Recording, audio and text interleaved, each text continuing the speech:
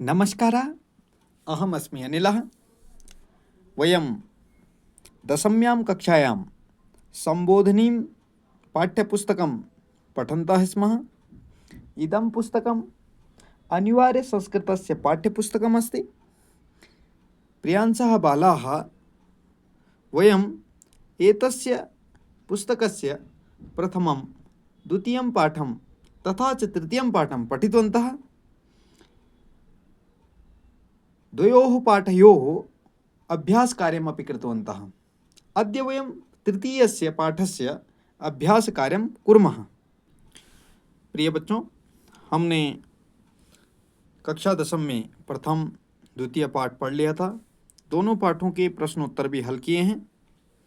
यदि आपने पहला पाठ दूसरा पाठ नहीं पढ़ा तो इससे पहले कि आप वीडियो देख सकते हैं और इन दोनों पाठों के प्रश्नोत्तर भी हल करके आपको वीडियो में मिल जाएंगे।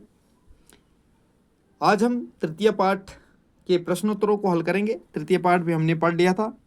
यदि आपने यह पाठ भी नहीं पढ़ा तो इसकी भी आप पहली वीडियो देखेंगे और उसे आशा करता हूँ कि आप ध्यानपूर्वक सुनेंगे और समझेंगे। तो अद्य वयम् एतस्य प्रश्नोत्तराणि समाधयामः।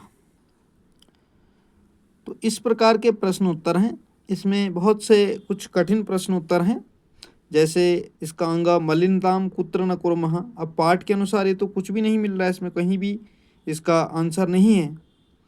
ऐसे ही बहुत सारे प्रश्न हैं, कहीं पर उनका उत्तर पाठ के आधार पर नहीं मिल पा रहा है, जो मैंने स्वयं ही बना करके लिखा है। तो शीघ्र ही प्रश्नोत्तरों को हल करेंगे। तो पाठ का नाम है वृक्षान प्राणाः। अभ्यास प्रश्नोत्तर है। एक पदेन उत्तरथ, एक पद में उत्तर देना है। सर्वत्र किम भवति, तो पाठ के अनुसार उत्तर है सर्वत्र क्या हो रहा है, तो उष्णम। जनाः वृक्षान किमर्थम कर्तयन्ति, लोग वृक्षों को क्यों काटते हैं, उत्तर है विकासाय, विकास के लिए। कह वायु प्राणवायु अस्ति, कौन सी वायु प्राणवायु कहलाती है, तो पिप्पल वायु। यहाँ पर पिप्पल वृक्ष की वायु का वर्णन हुआ है, तो इसलिए उसी के आधार पर हमने पिप्पल वायु उत्तर किया।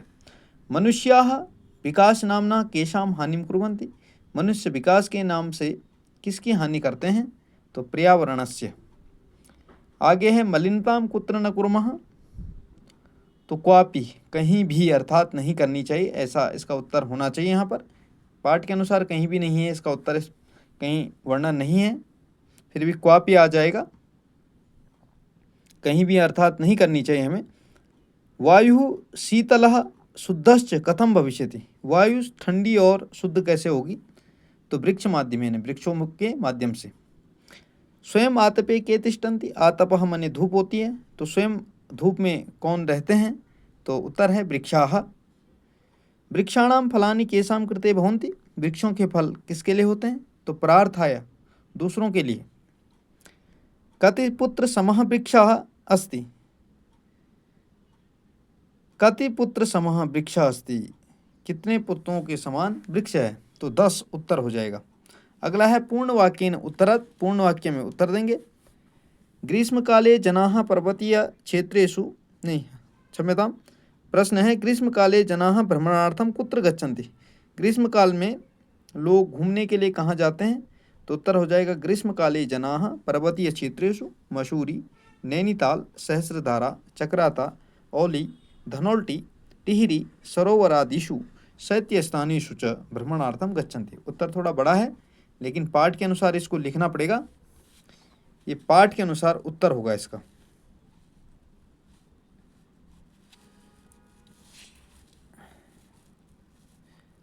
अगला है जनाः अवकरं क्षिप्त्वा, नहीं, जनाः कथम प्रदूषणं कुर्वन्ति, लोग कैसे प्रदूषण करते हैं, तो जनाः अवकरं क्षिप्त्वा भूमि प्रदूषणं वाहनैश्च ध्वनि प्रदूषणं वायु प्रदूषणं च कुर्वन्ति। इस प्रकार से इसका उत्तर है।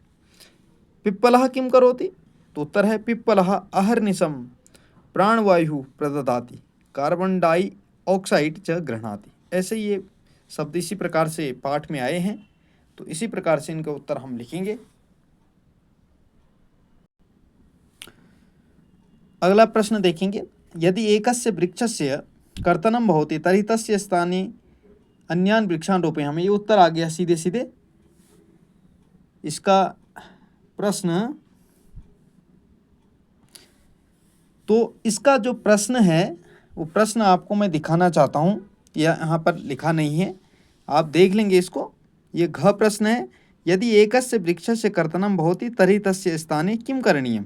यदि एक वृक्ष काटा जाता है या काट दिया जाता है तो उसके स्थान में क्या करना चाहिए। तो इसका सीधे उत्तर देखेंगे आप लोग, यदि एकस्य वृक्षस्य कर्तनं भवति तर्हि तस्य स्थाने अन्यान् वृक्षान् रोपयामः। पाठ के अनुसार इसमें थोड़ा सा प्रश्न टाइप होना मिस हो गया है, अर्थात नहीं हो पाया, इसमें लिख नहीं पाए।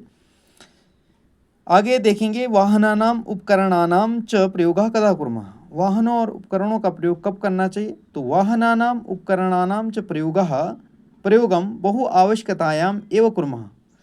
वाहन और उपकरणों का प्रयोग हमें बहुत आवश्यकता में ही करना चाहिए, जब बहुत आवश्यक हो। भूमौ जल स्तरम कथम सम्यक भविष्यति। भूमि में जल स्तर कैसे ठीक होगा। तो भूमौ जल स्तरम वृक्षारोपणेन सम्यक भविष्यति। वृक्षारोपण से ही यह ठीक होगा। अगला प्रश्न है, रेखांकित पदानि आधृत्य प्रश्न निर्माणम कुरुत।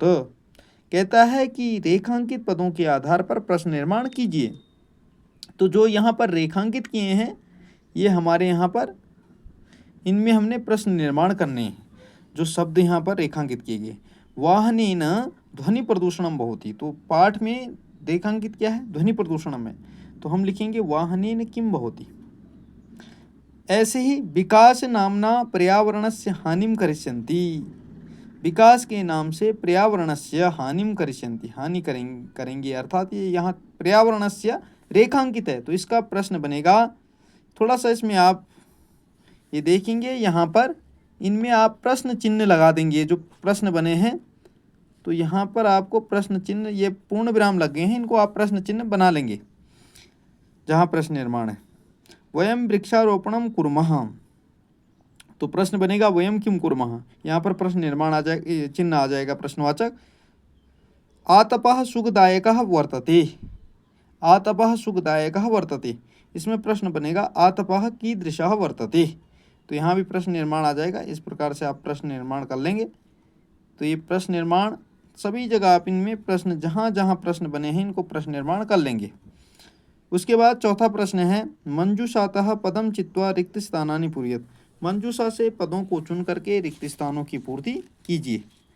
तो यहाँ पर मंजूषा आप देख रहे हैं, सत्पुरुषाः कुर्वन्ति 10 पुत्र हृदः, इतने ये शब्द दिए हैं मंजूषा में।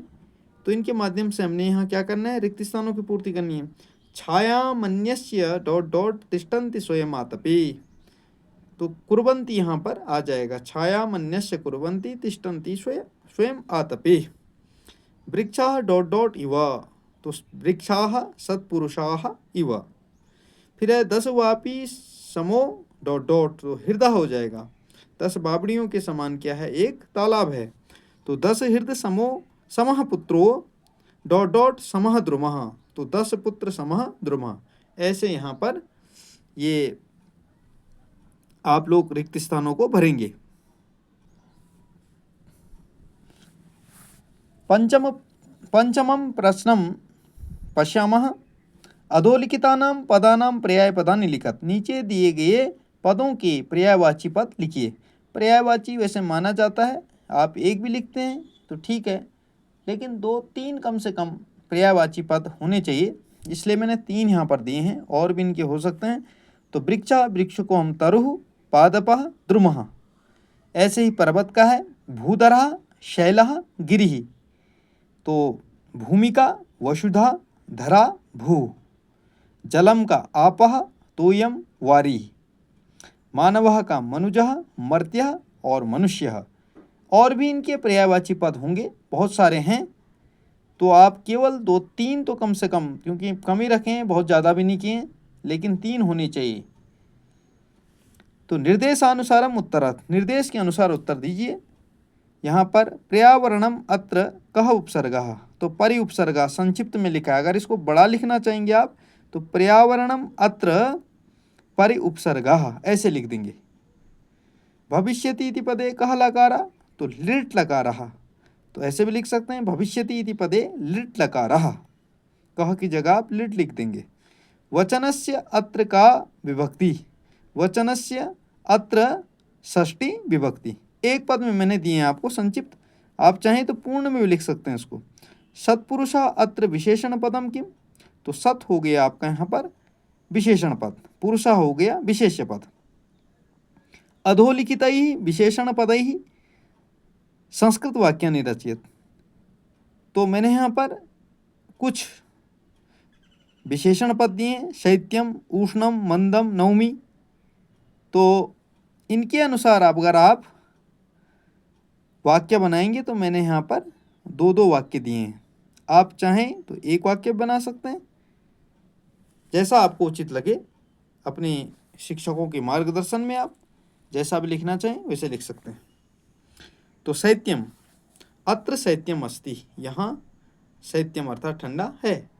गृहे शैत्यम न भवति, घर में ठंडा नहीं होता है। इस प्रकार से वाक्य बने हैं। और भी बहुत सारे वाक्य बन सकते हैं, लेकिन दो ही वाक्य यहाँ पर लिखें। उष्णम, बालकः उष्णम जलम पिबति।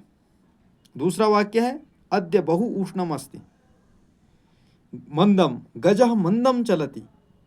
दूसरा वाक्य सह मंदम वदति। नवमी में बना है अद्य नवमी अस्ति। तिथियां होती हैं हम जानते हैं, तो तिथियों में एक नवमी तिथि है, तो अद्य नवमी अस्ति। तत्र नवमी कक्षा चलती, वहाँ कक्षा 9 की कक्षा चल रही है, ऐसा वाक्य है। तो प्रियांशः बालाः भवन्तः अस्य पाठस्य प्रश्नोत्तराणि दृष्टवन्तः। आशां करोमि यत् भवन्तः